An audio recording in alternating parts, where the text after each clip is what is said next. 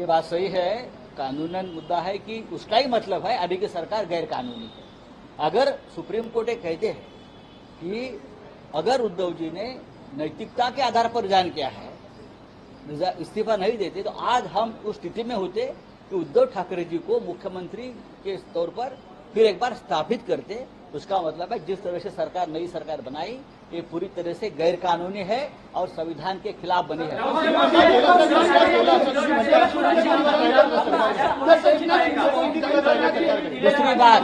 दूसरी बात सर्वोच्च न्यायालय ने जो कहा है कि शिवसेना किसी गुट की नहीं हो सकती, ओरिजिनल पार्टी है, उनके पास रहेगी।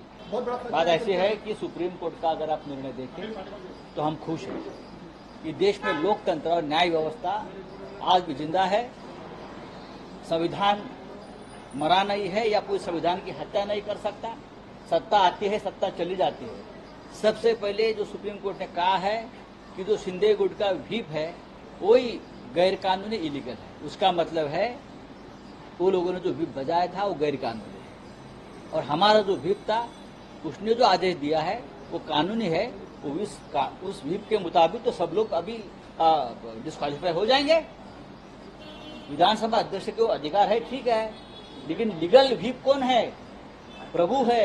ये सर्वोच्च न्यायालय ने कहा है, तो क्या विधानसभा के अध्यक्ष गैर कानूनी काम करेंगे? क्या संविधान की हत्या करेंगे? नहीं, पर एक आधी मुद्दत कर सकते और फ्लोर टेस्ट की बात करते। पर साथ ही जो सबसे अहम बात है वो सुप्रीम कोर्ट ने ये कही है कि क्योंकि उद्धव ठाकरे जी ने स्वयं ही त्यागपत्र दे दिया था, इसलिए इस जजमेंट का कॉन्सिक्वेंस उनकी सरकार पर नहीं है या हम उनकी सरकार को रिस्टोर नहीं कर सकते। ये पॉलिटिकली एक बहुत महत्वपूर्ण फैसला है। अब इसका औचित्य क्या है ये तो बहुत डिटेल्ड जजमेंट को पढ़ने के बाद ही पता लगेगा कि इसको किस बेसिस के ऊपर सुप्रीम कोर्ट ने कहा है। पर नेबम रेबिया के केस को जिसके आधार पर अभी तक फैसले होते थे 10 शेड्यूल के, उनको एक लार्जर बेंच के सपुर्द किया गया है। मैं मानता हूं कि बहुत विस्तृत जजमेंट दी है सुप्रीम कोर्ट ने और इसका पूरी तरह अध्ययन करने पर ही पता लगेगा कि इसके आने वाले समय में पॉलिटिकल कॉन्सिक्वेंसेस क्या होंगे। पर एक बात साफ है कि हर मुद्दा जिसकी पॉलिटिकल अहमियत है किसी न किसी रूप में संवैधानिक मुद्दे का चोला पहनकर सुप्रीम कोर्ट पहुंचता है और सुप्रीम कोर्ट के फैसले पर ही देश की राजनीति आज चल रही है। तो ये कहीं ना कहीं ये भी सोचना पड़ेगा कि जो संतुलन है संवैधानिक शक्तियों का वो किस तरह कायम रखा जाए और जो संवैधानिक पदों पर शीर्ष नेता या शीर्ष लोग बैठे हैं क्या वो अपना संवैधानिक दायित्व पूरी तरह से निभा पा रहे हैं कि नहीं। ये एक अहम मैसेज है इस जजमेंट का और मैं समझता हूं कि इस जजमेंट का जो महत्व है इस जजमेंट से ऊपर उठ के देश को समझना होगा। सुप्रीम कोर्ट ने अपने फैसले में कहा है कि गवर्नर का जो दिशा निर्देश था वो संवैधानिक नहीं था। मैंने ये बात कह दी अपने जवाब में कि उनका जो निर्देश था संवैधानिक नहीं था क्योंकि उनके पास कोई तथ्य नहीं थे जिसकी बिना पर उद्धव सरकार को अपना बहुमत साबित करने का आदेश दिया जाए और ये उनके अधिकार क्षेत्र में नहीं था।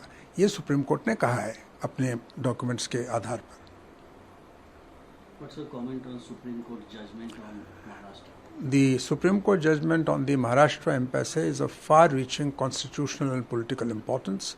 The Supreme Court has, of course, referred the Nevam Rebia case to a larger 7-judge constitution bench for deciding on certain issues which were not decided in Nevam Rebia, but which have a bearing on the efficacy and administration of the 10th schedule. The Supreme Court has also said that the action of the governor in asking for a floor test was not appropriate and was not warranted because the governor had no objective basis for exercise of that discretion.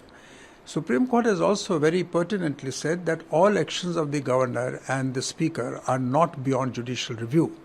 And if that judicial review is necessary for making the constitutional scheme functional, the Supreme Court or the courts exercising constitutional power can intervene.